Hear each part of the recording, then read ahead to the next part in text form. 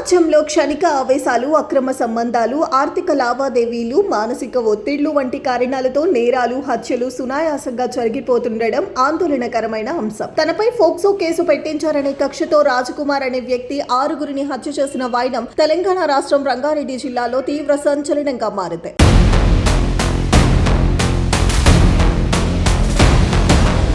పోలీసులు తెలిపిన వివరాల ప్రకారం రంగారెడ్డి జిల్లా షాబాద్ మండలం రాయవలగూడ గ్రామానికి చెందిన రాజ్ కుమార్ స్థానికంగా ఉన్న ఓ ఇంటర్మీడియట్ చదువుతున్న మైనర్ బాలికను వేధించాడు. దీంతో బాధిత బాలికపై ఆమె తల్లితో కలిసి గత మే 16న షాబాద్ పోలీస్ స్టేషన్ లో ఫిర్యాదు చేసింది. దీంతో రాజ్ కుమార్ పై ఫోక్సో కేసు నమోదు చేసి అతడిని రిమాండ్ కు తరలించారు. అయితే ఇటీవల బెయిల్ పై బయటకు వచ్చిన అతడు తనను జైలుకు పంపారనే కక్షతో ఆ కుటుంబంపై పగ పెంచుకున్నాడు. దీంతో ఉన్మాదిలా మారి నేడు తెల్లవారుజామున ఆ బాలిక ఇంట్లోకి చొరబడి నిద్రిస్తున్న వారిపై విచక్షణారహితంగా దాడికి తెగబడ్డాడు. ఈ క్రూరమైన దాడిలో బాధిత బాలిక, ఆమె తల్లి, బాలిక నాయనమ్మతో పాటు తనకు అడ్డు వచ్చిన తన భార్య, పసికందులని చూడకుండా తన 2 బిడ్డలను అతి కిరాతకంగా చంపేశాడు.